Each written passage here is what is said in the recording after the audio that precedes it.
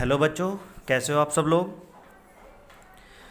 देखिए, आपका मैं अर्थमेटिक मीन पहले ही कंप्लीट करा चुका। ठीक है, इंडिविजुअल, डिस्क्रीट और कंटिन्यूस तीनों सीरीज़ के मैंने क्वेश्चन करा दिए आपके, क्योंकि मैंने आपको पहले बताया था कि आप चाहे मीन निकाल रहे हो, चाहे मीडियन निकाल रहे हो, चाहे मोड, आप कुछ भी कैलकुलेट करेंगे तो आपको तीन तरह के क्वेश्चन उसमें देखने को मिलेंगे। इंडिविजुअल, डिस्क्रीट और कंटिन्यूस, तीन तरह की सीरीज़ के। ठीक है, तो वही तीन तरह के सीरीज़ में क्वेश्चन करेंगे अब हम। और लेकिन आज हमारा टॉपिक नया होगा। नया टॉपिक का नाम क्या है? मीडियन। नए टॉपिक का नाम है मीडियन, यानी माध्यिका। ठीक है, माध्यिका।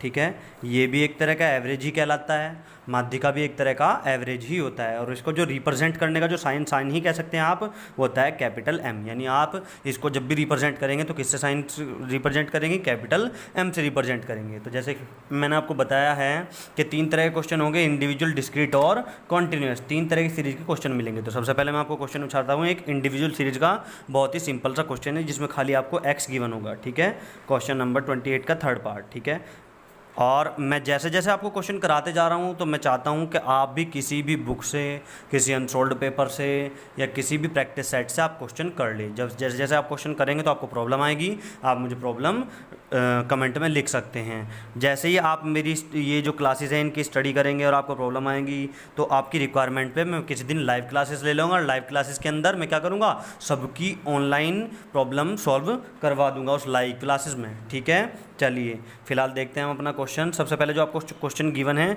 वो क्वेश्चन है 11.7, 9.5, 9.5, 7.2, 10.3, 8.4, 6.7, 5.6, 7.5, 8.7। ठीक है, ये आपको कुछ वैल्यूज़ दे दी और ये वैल्यूज़ देके आपसे क्या पूछा गया है? Find out the median. Find the median. ठीक है, तो हम क्या करेंगे? इसकी मीडियन फाइंड आउट कर देंगे। तो सबसे पहले आपको क्या करना है? सबसे पहले आपको एक चीज़ याद रखनी है, एक मंत्र याद करना है कि जब भी आप मीडियन कैलकुलेट करेंगे तो मीडियन के साथ में आप क्या करेंगे? असेंडिंग नाम जरूर बोलेंगे।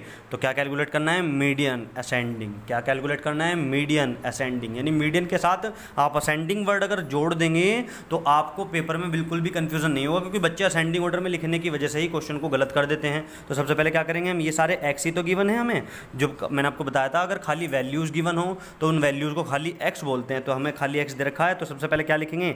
एक्स, यानी वैल्यू। और ब्रैकेट में क्या लिखने के लिए बोला है मैंने? असेंडिंग। असेंडिंग का मतलब सब जानते ही होंगे। असेंडिंग का मतलब होता है आरोही क्रम, असेंडिंग ऑर्डर। ठीक है, तो जरूरी नहीं है असेंडिंग, डिसेंडिंग भी आप लिख सकते हैं। डिसेंडिंग का मतलब होता है अवरोही क्रम। आरोही क्रम मेरे हिसाब से सबको पता ही होगा आपको। असेंडिंग ऑर्डर जो होता है, आरोही क्रम जो होता है, किसी भी बहुत सारे वैल्यूज़ का एक बढ़ता हुआ क्रम होता है। यानी छोटी वैल्यू से हम लिखना शुरू करते हैं और बड़ी वैल्यू की तरफ लेकर जाते हैं। ठीक है, तो सबसे छोटी वैल्यू पहले इसमें से लिख लेंगे। सबसे छोटी वैल्यू क्या है? सबसे छोटी वैल्यू है यहाँ पर 5.6। उसके बाद उससे बड़ी वैल्यू क्या हो जाएगी? 6.7। फिर उससे बड़ी वैल्यू 7.2, उससे बड़ी वैल्यू 7.5, उससे बड़ी वैल्यू 8.4, उससे बड़ी वैल्यू 8.7, उससे बड़ी वैल्यू हो जाएगी आपकी 9.5, उससे बड़ी वैल्यू हो जाएगी आपकी 10.3 और सबसे बड़ी वैल्यू 11.7। 11.7। तो ये आपकी हो जाएगी सारी वैल्यू। मैंने असेंडिंग ऑर्डर देख रहे हो आप, नोट करेंगे कि मैंने इनको बढ़ते हुए क्रम में लिख दिया। तो एक बार काउंट कर लेंगे कि ये कंप्लीट लिख दी हमने या एक आध संख्या छूट गई हमसे। 1 2 3 4 5 6 7 8 9। 1 2 3 4 5 6 7 8 9। ठीक है, बिल्कुल 9 की 9 संख्या हमने लिख ली। तो अब हम क्या करेंगे? अब हम वैल्यू कैलकुलेट करेंगे मीडियन की। तो सबसे पहले यहाँ पे आप लिखेंगे n is equal to 9। n कितना है हमारा? 9 है। तो मीडियन कैलकुलेट करने के लिए क्या करेंगे? Median is equal to n plus 1 by twoth term. n plus 1 by twoth term. n कितना है हमारा? 9 plus 1 divided by twoth term. ये कंफ्यूज होने की ज़रूरत नहीं है, जो आपने बचपन में पढ़ा होगा n प्लस 1 बटे 2वें पद का मान। ये वही है, हिंदी में इसको बोलते हैं वे पद का मान। ठीक है, तो यहाँ पर n 9 में 1 जोड़ेंगे 10, 2 से भाग करेंगे कितना आ जाएगा? Fifth term. फिफ्थ टर्म का मतलब पाँचवें पद का मान। तो पाँचवें पद का मान मतलब क्या होता है कि ऊपर जो हमने असेंडिंग ऑर्डर में लगाए हैं उनमें जो पाँचवीं वैल्यू है, जो फिफ्थ टर्म है, वही हमारा आंसर हो जाएगा। 1 2 3 4 5, ये कितना आ जाएगा 8.4, ये आपका आंसर आ गया। ठीक है, बहुत इजी था। ऐसे ही आगे चलते हैं, इसी क्रम में हम क्वेश्चन करते हैं। क्वेश्चन नंबर 29 का फोर्थ पार्ट है। ये क्वेश्चन आपके एग्जाम के लिए भी बहुत ज़्यादा इंपॉर्टेंट क्वेश्चन है, क्योंकि क्वेश्चन की जो लैंग्वेज है थोड़ी बड़ी है, थोड़ी ज़्यादा है, इसलिए मैं आपको क्वेश्चन बोल कर और दिखाकर दोनों तरीके से मैं आपको बता दूंगा। देखिए, ये रहा आपका क्वेश्चन। ये जो फोर्थ पार्ट आपको दिखाई दे रहा है, ये फोर्थ वाला पार्ट, ये एक बार मैं पढ़ देता हूँ, बहुत इजीली मैं आपको समझा दूंगा। ठीक है, एक इंजीनियरिंग कारखाने में एक पुर्जे के 10 नमूनों में दोषपूर्ण इकाइयों की संख्या 5 4 9 6 3 2 7 5 3 5 थी। यदि प्रत्येक नमूना 50 इकाई का हो तो स्वीकृत यानी अच्छी इकाइयों का माध्य का मान ज्ञात कीजिए। इन 10 samples of a particular component in an engineering factory, the number of rejected pieces are 5 4 9 6 3 2 7 5 3 and 5 if each sample consists of 50 items. What is the median number of acceptance? मतलब क्या है जी, मतलब एक फैक्ट्री के अंदर 10 तरह के नमूने बनाए गए और हर एक नमूने में 50-50 इकाई बनाई गई। यानी पहले नमूने में 50, दूसरे में 50, तीसरे में 50, 50-50 इकाई बना ली गई, सबकी 50-50 यूनिट बना ली गई। तो पहले जो 50 यूनिट बनाई थी उनमें से 5 यूनिट खराब हो गई, दूसरी 50 बनाई थी उनमें से 4 यूनिट खराब हो गई, तीसरी 50 में से 9 यूनिट खराब हो गई, चौथी 50 में से 6 यूनिट खराब हो गई। ठीक है, तो इस तरीके से हमारी जो यूनिट खराब होती चली गई। तो हमसे पूछा क्या गया है, हमसे पूछा गया है कि सही वाली यूनिट की मीडियन कैलकुलेट कीजिए। ठीक है, तो सबसे पहले हमें क्या करना पड़ेगा, सही वाली यूनिट की कैलकुलेट हम मीडियन कर लेंगे। ठीक है, तो क्वेश्चन आपने वीडियो पॉज करके क्वेश्चन आप उतार लेंगे। तो क्वेश्चन उतार, देखिए मैं लिख देता हूँ। सबसे पहले यहाँ लिखेंगे आइटम। ठीक है, तो हर एक आइटम में कितनी कितनी यूनिट बताई थी उसने, 50। तो 50 50 50 50 50 50 ऐसे करके 1 2 3 4 5 6 7 8 9 10। तो ये टोटल आइटम हमारे पास आ गए। तो इनमें कितनी कितनी यूनिट है, 50 यूनिट्स है। अब यहाँ पर लिख देंगे रिजेक्टेड यूनिट्स। तो पहले में रिजेक्ट कितनी है, 5 4 9 6 3 2 7, ये 2 है, 2, उसके बाद 7, उसके बाद 5 3 5। ठीक है, ये मैंने रिजेक्टेड वाली यूनिट लिख दी। लेकिन मेरे से जो मीडियन पूछी गई है वो एक्सेप्टेंस का मतलब टोटल 50 यूनिट बनाई थी, इनमें से ये वाली यूनिट रिजेक्ट कर दी। तो एक्सेप्ट कितनी कितनी यूनिट हुई, तो यहाँ पर लिख देंगे एक्सेप्टेड यूनिट्स। भाई 50 बनाई, 5 खराब हो गई, तो सही वाली कितनी है, यानी एक्सेप्ट कितनी हुई होगी, 45। आपने भी देखा होगा कि यदि अगर किसी फैक्ट्री के अंदर मान लिया कुछ भी बन रहा है, मान लेते हैं हम कैलकुलेटर बनाए जा रहे हैं, तो कैलकुलेटर में क्या करेंगे, उनमें से डिफेक्टिव वाले जो कैलकुलेटर हैं वो डिफेक्टिव वाले कैलकुलेटर बिल्कुल अलग कर दिए जाते हैं। जो डिफेक्टिव वाले कैलकुलेटर हैं उन डिफेक्टिव वाले कैलकुलेटर्स को अलग कर दिया जाता है, और जो सही कैलकुलेटर बन के तैयार हुए हैं, बिल्कुल सही वाले कैलकुलेटर, उनको एक्सेप्ट किया जाता है। तो वही मेरे से पूछना चाह रहा है कि 50 यूनिट थी, 5 खराब हो गई, तो 45 सही होगी। ऐसे दूसरे वाले में 50 यूनिट बनाई, 4 खराब हो गई, तो सही कितनी बनी, 46। और ये 41 44 47 48 43 45 47, और ये हो जाएगी आपकी 45। ये आ गई एक्सेप्टेड यूनिट्स। अब आप नोट करेंगे कि इसी का तो वो मीडियन पूछ रहा है, यानी मेरे पास वैल्यूज़ आ गई। ठीक है, तो इसी की वो मीडियन मेरे से पूछ रहा है। तो पेज नहीं पलटूंगा मैं यहीं पर असेंडिंग ऑर्डर में लगा देता हूँ इनको। ठीक है, तो यहाँ लिखेंगे सबसे पहले एक्स, असेंडिंग ऑर्डर। चलिए जी, असेंडिंग ऑर्डर में लगा देते हैं, और ऊपर आप लिख सकते हैं एक्सेप्टेड यूनिट्स। ठीक है जी, एक्सेप्टेड यूनिट्स। तो एक्सेप्टेड यूनिट्स को असेंडिंग ऑर्डर में लगाने जा रहा हूँ मैं, यहीं से असेंडिंग में लगाना है। तो सबसे पहले आ जाएगा 41, उसके बाद आ जाएगा आपका 43, उसके बाद आ जाएगा आपका 44, उसके बाद आ जाएगा आपका 45, 3 टाइम्स रिपीट है, 3 बार रिपीट कर रखा है 45 को। उसके बाद 46, उसके बाद 46 भी रिपीट हो रहा है क्या? नहीं।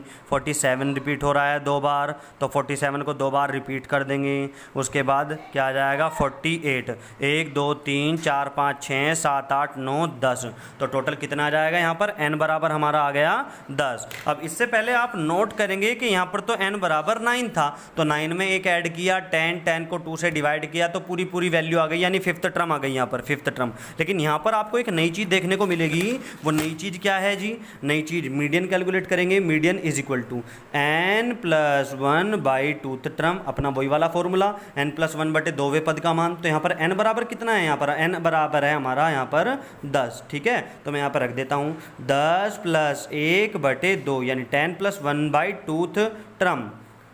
10 और 11 को 2 से डिवाइड करेंगे, कितना आ जाएगा? 5.5th term. मतलब क्या है जी इसका? मतलब क्या है कि माध्यिका क्या आ जाएगी हमारी? 5.5वां पद। अब भैया 5.5वां पद यानी कि 5.5th टर्म। ये 5.5th टर्म ढूंढ लेता हूँ मैं एक बार। 1 2 3 4 5 6, 5 6, या तो 5वां पद दिखाई दे रहा है मुझे, 5th वैल्यू दिखाई दे रही है, या 6th वैल्यू दिखाई दे रही है। 5.5वीं वैल्यू तो मुझे यहाँ पर दिखाई ही नहीं दे रही है। अब 5.5वीं वैल्यू यहाँ पर लिखेंगे कैसे? तो बिल्कुल आपको समझ लेना चाहिए कि 5.5वीं जो वैल्यू होगी वो 5 और 6 के बीच में ही तो होगी। तो हम क्या करेंगे? इनके दोनों के बीच की वैल्यू निकाल लेंगे। कैसे? कि इसको आधा तो पीछे की तरफ लेके जाइए और आधा आगे की तरफ लेके जाइए। कैसे? 5वां पद यानी 5th टर्म पीछे की तरफ चले गए आधा, प्लस आधा आगे की 6th टर्म, और डिवाइड में क्या रख देंगे? 2। तो 5वां पद भी 45 और 6ठा पद भी 45 है। अभी मैंने आपको दिखाया था, ये देखिए 1 2 3 4 5 6, 5 6, 5th टर्म भी 45, 6th टर्म भी 45, दोनों को 2 से डिवाइड कर देंगे तो 90 को 2 से डिवाइड करोगे तो 45 आपका आंसर आ जाएगा। ठीक है, तो ये आपकी मीडियन आ गई। बिल्कुल बात समझ में आ गई होगी आपको। बहुत इजी तरीका मैंने आपको बताया है। अब क्योंकि ये मैंने आपको बताया था कि 3 तरह की सीरीज़ के क्वेश्चन मिलेंगे, इंडिविजुअल, डिस्क्रीट और कॉन्टिन्यूस, जिसमें मैं आपको इंडिविजुअल सीरीज़ के मीडियन के क्वेश्चन करा चुका हूँ। ठीक है, अब बात कर लेते हैं डिस्क्रीट सीरीज़ की। डिस्क्रीट सीरीज़ में मीडियन कैलकुलेट करने के लिए क्या तरीका है जी? डिस्क्रीट सीरीज़ में मीडियन कैलकुलेट करने के लिए बहुत आसान सा एक तरीका है। तो पहले मैं आपको डिस्क्रीट सीरीज़ बता ही दूँ कि डिस्क्रीट सीरीज़ होगी कैसी। ठीक है जी, चलिए क्वेश्चन लिख देता हूँ मैं। क्वेश्चन है आपका ये 32 का थर्ड क्वेश्चन मैं उठा रहा हूँ। आपको एक बार मैं क्वेश्चन दिखा देता हूँ, आप वीडियो पॉज करके वो क्वेश्चन एक बार नोट डाउन कर लेंगे तो आपके समझ में आ जाएगा। देखिए क्वेश्चन ये रहा आपका 32 का थर्ड पार्ट। देखिए एग्जाम में भी आया हुआ है। क्या क्या रखा है? निम्नलिखित बंटन से माध्यिका ज्ञात कीजिए। बंटन डेटा को बोलते हैं, जो आपको डेटा प्रोवाइड किया गया है ना। Find the median from the following distribution, size and frequency. ये मैं आपको पहले भी डिस्कस कर चुका हूँ कि डिस्क्रीट सीरीज़ में आपको वैल्यू भी गिवन होगी, तो वैल्यू तो हो गई साइज़, और उसकी फ्रीक्वेंसी यानी एफ भी गिवन होगी, बारंबारता बोलते हैं आप जिसको। ठीक है, तो आपने क्वेश्चन नोट कर लिया होगा, वीडियो पोस्ट करके क्वेश्चन नोट कर लीजिए। अब मैं आपको ये क्वेश्चन करने का तरीका बता देता हूँ। ठीक है, तो सबसे पहले यहाँ लिखेंगे साइज़, वैल्यू, कुछ भी हो सकता है, साइज़ होगा, वैल्यू होगा। ठीक है, इसी को क्या बोलते हैं हम? इसी को बोलते हैं हम x। ठीक है, और उसके बाद इसकी फ्रीक्वेंसी। फ्रीक्वेंसी का मतलब होता है बारंबारता। इसको किससे रिप्रेजेंट करते हैं हम? f से रिप्रेजेंट करते हैं। f छोटा बड़ा कुछ भी लिख सकते हैं हम। ठीक है, देखिए तो साइज़ क्या है जी? अब फिर से वही वाली बात कि भैया आपको जब भी मीडियन आप कैलकुलेट करेंगे तो आपको ध्यान रखना है, क्या ध्यान रखना है? कि आप असेंडिंग ऑर्डर को बिल्कुल भी नहीं भूलेंगे। मीडियन कैलकुलेट करते टाइम असेंडिंग ऑर्डर को बिल्कुल मत भूलना, क्वेश्चन कभी भी गलत नहीं होगा। ज़्यादातर बच्चे मीडियन का क्वेश्चन गलत कर देते हैं। क्यों? जैसा मैंने आपको अभी क्वेश्चन दिखाया, वो एज इट इज़ क्वेश्चन उतारते हैं और एज इट इज़ क्वेश्चन उतार के उसको करना शुरू कर देते हैं और बहुत बड़ी गलती कर बैठते हैं। ठीक है, तो चलिए मैं आपको सबसे पहले क्या कर देता हूँ, मैं आपको क्वेश्चन आपने देख ही लिया होगा। आप अगर कहें तो मैं पहले गलत ही क्वेश्चन उतार देता हूँ। चलिए कोई बात नहीं, मैं पहले गलत ही क्वेश्चन उतार देता हूँ। 18, 20, 21, 19, 23, 22 और 24। ठीक है, ऐसे ही एफ उतार लेता हूँ मैं। 12, 18, 16, 15, 6, 10 और 2। देखिए मैंने दोनों तरह की लैंग्वेज यूज़ कर रहा हूँ ताकि हिंदी इंग्लिश दोनों तरह के बच्चों को समझ में आ जाए। अच्छा, एग्जाम में आपको इंग्लिश में ही करना है ज़्यादातर क्वेश्चन, ठीक है। तो सबसे पहले ये तो हो गया बिल्कुल सेम एज इट इज़ आपका क्वेश्चन। अब पेपर में करना कैसे है, पेपर में आपको करना है ऐसे, साइज़ लिख लिया और साइज़ के साथ ब्रैकेट में यहाँ लिख देंगे आप असेंडिंग ऑर्डर। क्या लिख देंगे, असेंडिंग ऑर्डर, छोटा सा ऐसा असेंडिंग ऑर्डर आप लिख देंगे, ठीक है। मैंने असेंडिंग ऑर्डर लिख दिया। अब क्या करेंगे, हम इस साइज़ को असेंडिंग ऑर्डर में रखना शुरू करेंगे। आप बताइए सबसे छोटी संख्या इसमें क्या है, असेंडिंग में सबसे छोटी संख्या ही लिखेंगे हम। तो सबसे छोटी संख्या क्या है, 18, उसके बाद 19, उसके बाद 20, 21, 22, 23, 24, 1 2 3 4 5 6 7, 1 2 3 4 5 6 7, ठीक है, सारे लिख लिए हमने। अब दूसरी गलती क्या कर देते हैं बच्चे, जल्दीबाजी में दूसरी गलती क्या कर देते हैं, वो दूसरी गलती ये है कि वो इनको तो असेंडिंग ऑर्डर में लगा ही लेते हैं, वो इनको भी असेंडिंग ऑर्डर में लगा लेते हैं। नहीं भैया नहीं, इनको असेंडिंग ऑर्डर में आपको नहीं लगाना है। बस एक छोटी सी चीज़ का ध्यान रखना है कि जो F जिसके सामने था वो F उसी के सामने आना है। जैसे 18 के सामने क्या था, 12, तो 18 के सामने 12 ही आएगा। उसके बाद 19 के सामने क्या था, 15, 19 के सामने 15 ही आएगा। 20 के सामने 18 और 21 के सामने 16 आ जाएगा। 22 के सामने 10 आ जाएगा और 23 के सामने 6 आ जाएगा और 24 के सामने 2 आ जाएगा, ठीक है। यानी ऐप का जो असेंडिंग ऑर्डर में साइज है यानी एक्स है, एक्स असेंडिंग ऑर्डर में लगा होना जरूरी है, एफ असेंडिंग ऑर्डर में लगाना जरूरी नहीं है। असेंडिंग ऑर्डर में नहीं लगाना है एफ को, बस ये ध्यान रखना है जो एफ जिस एक्स के सामने था वो उसी एक्स के सामने आना चाहिए। बस देखो कहीं बड़ा है कहीं छोटा है कोई मतलब नहीं है, बस जिस एक्स के सामने था वो उसी एक्स के सामने आना चाहिए, ठीक है। इसी के साथ साथ हम क्या करेंगे, अब कैलकुलेट करना शुरू कर देंगे। तो यहाँ पर हम एक चीज़ निकाल लेते हैं, उसको बोलते हैं सी एफ। क्या बोलते हैं, सी एफ। सी एफ की फुल फॉर्म होती है cumulative frequency. Cumulative frequency Hindi में इसको बोलते हैं संचयी बारंबारता। बारंबारता, संचयी बारंबारता क्या होती है। अब संचयी बारंबारता, संचय का मतलब होता है एडिशन, एक्स्ट्रा एडिशन। संचय का मतलब होता है एडिशन, यानी कि पिछला जो भी है उसमें अगला संचय करना, ऐड करना। कैसे ऐड करेंगे जी, जैसे 12 है हमारे पास, किसका क्यूमुलेशन कर रहे हैं हम, एफ का क्यूमुलेशन कर रहे हैं। क्यूमुलेटिव फ्रीक्वेंसी, फ्रीक्वेंसी का क्यूमुलेशन कर रहे हैं हम, यानी फ्रीक्वेंसी को संचय कर रहे हैं। संचय का मतलब ऐड करते जा रहे हैं अगली। तो 12 में आप क्या करेंगे, ये ऐड कर लेंगे 15, 12 में 15 ऐड करेंगे 27, 27 हो जाएगा। आप कैलकुलेटर का यूज़ भी कर सकते हैं। फिर 27 में आप 18 ऐड करेंगे, तो 27 में 18 ऐड करके आपका आ जाएगा 45। 27 में 18 ऐड करें, ये मैंने केवल समझाने के लिए बनाया, आपको नहीं बनाना है ये, ठीक है। 27 में 18 ऐड करें 45, 45 में 16 ऐड करने हैं, इसमें ये ऐड करना है। तो 45 में 16 आप ऐड कर देंगे तो ये आ जाएगा आपका 61 यानी 61। 61 में आपको 10 ऐड करना है, कितना आ जाएगा 71। 71 में 6 ऐड करना है, कितना आ जाएगा 77। और 77 में 2 ऐड करेंगे तो आ जाएगा आपका 79। समझ आई बात। तो मैंने क्या कर दिया, एफ का क्यूमुलेशन कर दिया, 12 का 12, 12 में 15 जोड़ा, ये आ जाएगा इसमें ये, ठीक है। तो ये क्या हो जाएगा, हमारा क्यूमुलेशन हो गया। अच्छा आप एक चीज नोट करेंगे, ये सब इन्हीं का तो टोटल किया है मैंने, तो ये जो आएगा क्यूमुलेटिव फ्रीक्वेंसी का जो लास्ट में आएगा वही इसका टोटल होता है 79। इसको आप सिग्मा एफ भी बोलते हैं और मैंने आपको पहले बताया था एन भी हम बोलते हैं इसको। समझ आई बात, एन भी हम इसको बोल देते हैं। तो हमारा एन कितना आ गया, हमारा एन आ गया जी 79। अब मुझे क्या कैलकुलेट करना है, मुझे यहाँ पर मीडियन कैलकुलेट करनी है, माध्यिका कैलकुलेट करनी है। तो मीडियन का वही फॉर्मूला अपना, क्या मीडियन का वही वाला फॉर्मूला, n+1/2 ट्रम। n+1/2 पद का मान 79 + 1 / 2, ये हो जाएगा 80। 80 को 2 से डिवाइड किया 40th टर्म, 40वां पद। अब हमें ढूंढना है कि जी 40वां पद है कहाँ पर, 40वां पद हमें कहाँ पर देखने को मिलेगा, ठीक है। तो हम क्या करेंगे, 40वां पद हम इसमें कैलकुलेट करेंगे, किसमें, क्यूमुलेटिव फ्रीक्वेंसी के अंदर हम 40वां पद कैलकुलेट करेंगे। तो भैया आपको मैं बिल्कुल बहुत आसान तरीके से समझा देता हूँ। 40वां पद पता कैसे चलेगा भाई, 1 से लेके 12 तक के वैल्यू तो आ गई इसके अंदर, 1 से लेकर 12 तक की फ्रीक्वेंसी इसके अंदर, 13 से लेकर 27 तक फ्रीक्वेंसी इसके अंदर, 28 से लेकर 45 तक की फ्रीक्वेंसी इसके अंदर। तो 40वीं फ्रीक्वेंसी भी मेरी इसी के अंदर आएगी। है ना। मीडियन हमारी कौन सी वैल्यू निकल कर आई है यहाँ पर, हमारी मीडियन निकल कर आई है 40th टर्म, 40वां पद। तो मैंने अभी आपको बताया है कि 40वां पद किस में पड़ेगा आपका, इसमें पड़ेगा। क्यों, 28 से लेकर 28 से लेकर 45 तक वैल्यूज इसके अंदर है। तो आंसर आपका हमेशा याद रखना, समांतर माध्य हो, माध्यिका हो, बहुलक हो, कुछ भी कैलकुलेट कर रहे हो, आंसर हमेशा x में से ही आएगा। आंसर हमेशा x में से ही आएगा। तो इसके 45 के सामने x क्या है, 20। तो आंसर क्या आ गया आपका, यहाँ पर लिख देंगे मीडियन इज इक्वल टू, तो 40वां पद क्या है आपका 20, 20, ये आ जाएगा आपका आंसर। मीडियन आ गई आपकी, ठीक है। तो ये मैंने आपको क्या करा, आज मीडियन बता दी, इंडिविजुअल सीरीज़ भी बता दी इसकी, और डिस्क्रीट सीरीज़ भी बता दी, ठीक है।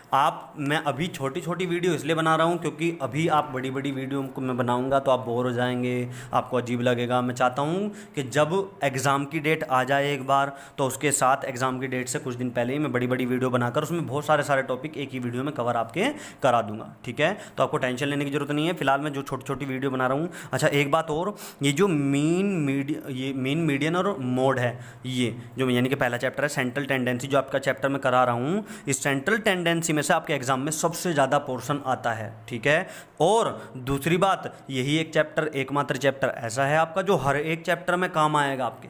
जो आगे आप चैप्टर करेंगे ना, डिस्पर्सन करेंगे, स्कैवनेस करेंगे, डिस्पर्सन के अंदर स्कैवनेस कैलकुलेट करेंगे, उन सब के अंदर स्टैंडर्ड डेविएशन, मीन डेविएशन, सब के अंदर आपका इन्हीं सब चीज़ों का यूज़ होना है। तो आप इनको पक्का कर लेंगे तो मैं मानता हूँ आपकी स्टैटिस्टिक्स लगभग पक्की हो जाएगी, ठीक है।